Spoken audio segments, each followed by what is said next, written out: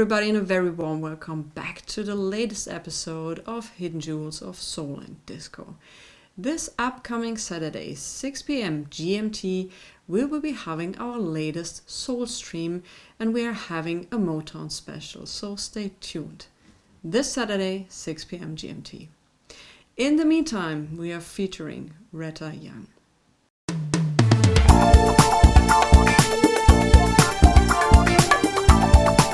Why Retta Young only released one album and why it's now a very expensive record, well, we'll discuss this after some needle drops. Can't you see his love? Just look into his eyes.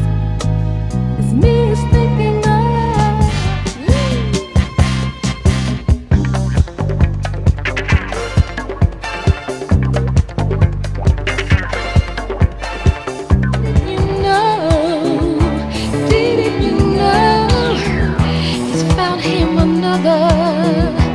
He doesn't love you.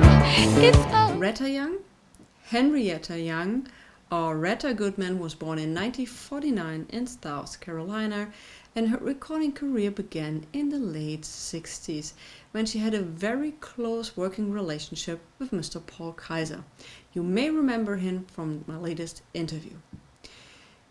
Paul Kaiser created some groups. One of them were the Superbs. And the Superbs recorded a couple of singles before they had a major hit.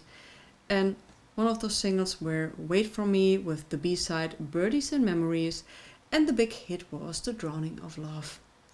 During some personal changes, the group became the Devotions, and the song was re-released as Devotions. So we have two versions of The Drowning of Love. Also during later lineup changes, Retta Young joined the group and went on tour with the Devotions. With the Devotions, she recorded a couple of singles. For example, The Saga of Willie A. Jones, where we have the B-side Let's Join Our World Together. And while she was on tour, they made a prom in Baltimore. Paul Kaiser introduced her to Mr. Al Goodman, and he was a member, unfortunately he passed away, of The Moments. And The Moments, as Retta Young, also recorded for the All Platinum label during the 70s. So they met, and it was love at first sight in the early 70s, and they soon became romantically involved, and they stayed together till the day Al Goodman passed away.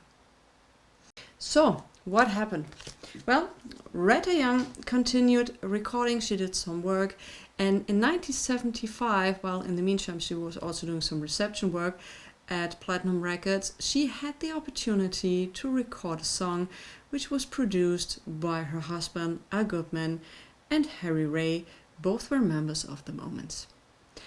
And this single turned out to be Sending Out an SOS. And in 1975, this record became a huge hit, both in the United Kingdom and in the US. And that led some touring from Belgium to the United Kingdom. They did a lot of touring together, Al Goodman and Retta. Anyway, that successful single led to an album release by Retta Young. But before we get into the album, I want to point out something very special. During 1975 and 1976, Retta Young, together with The Moments and some other artists, were doing an exploitation movie soundtrack. Have you ever heard about exploitation movie soundtracks or exploitation movies? I haven't. Anyway, they did a soundtrack for a movie which was called Patty, and Retta recorded the song Look at Me. This movie, I couldn't find any clippings of it, and I also found out why, but anyway, Look at Me is a tremendously good recording. Also, the whole soundtrack of that movie is fantastic. You should absolutely check that out. Anyway, exploitation movies. Well, the movie was available in 3 versions. R-rated, soft X rated and hardcore rated. And also, if you look at the movie posters from back then, the word hardcore really stands out. In 2008, the negatives of this movie, which was loosely based on the Betty Hearst story, were found in a movie theater and sold to a DVD company in 2008, but nothing has come up yet. If this is good or bad, I have no idea. It's not me to judge, but I think I would at least love to see a trailer of that movie. But once again, the soundtrack to this movie is absolutely great. So if you're into soulful mood songs, this album is absolutely for you, and it's very affordable to get as an original copy. Anyway, at that same time, Retta recorded her only album, which was called Young and Restless, and here it is in all of its glory. And once again, it was co-produced by Al Goodman. Sending Out an SOS is a disco classic. It has all elements from the mid-70s, which makes the song a hit. So I was surprised the first time I've heard this record that it is not near Sending Out an SOS.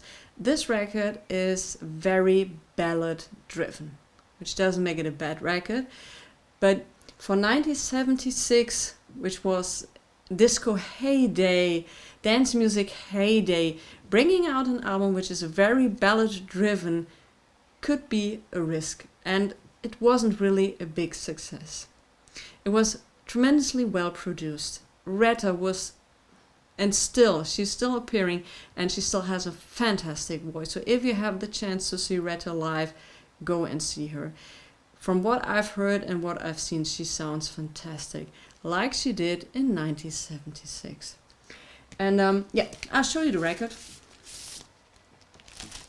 This is the front of the record, and which I thought was very interesting is there is no track listing on the back. I have some advertisement for 8-track tapes and cassettes.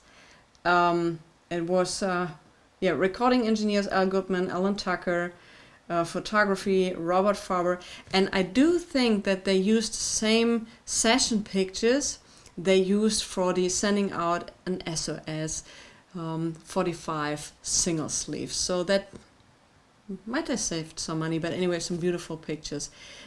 Look at Retta James, absolutely stunning woman. Anyway, it's a very ballad driven album, and it ended very much like the Alice Clark record. As you can see, it has some cutouts, so it was likely in the dollar bin. It ended up in the dollar bin despite being a fantastic record, but I think it wasn't the right place or time to release that album. So, like I said, Retta is still in music business. She's still appearing. Unfortunately, it got very quiet after the 70s. I think she decided to be more into raising her children and being a housewife. But anyway, Retta Young, if you have the chance to find some of her recordings, go and get it. Finding an original is, once again, like the Alice Clark and like so many, difficult. I've seen this record hardly for less than $200. But there are reissues out there, so you can enjoy this record anyway on a way cheaper way. If you want an original in a decent shape, be prepared to pay at least $200. The prices for vinyl is in some genres rising up. Now if you want to order something, it's way better now. Stuff is available even after 10 minutes. You don't have to sit in your front of the laptop in the middle of the night and hoping you can place your order. That really improved. But in some genres, getting records which I paid 20 or 50 euros or dollar was a huge amount of money for me back in the day to find a record, and now it's like 200.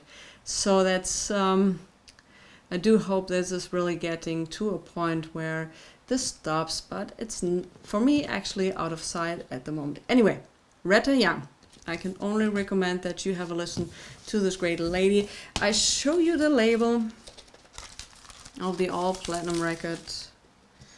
Okay, so this is side 1 and this is side 2. So my version has some paper scuffing, some very light scratches which are not affecting the playback, and yeah, getting this record is very, very difficult. All right, so I'm wishing you guys a great week. Stay safe, stay healthy. On Friday I do an unboxing of a Grey record, so stay tuned for that. And I can't wait to see you guys all on Saturday with John and Eve for our latest Soul Stream episode.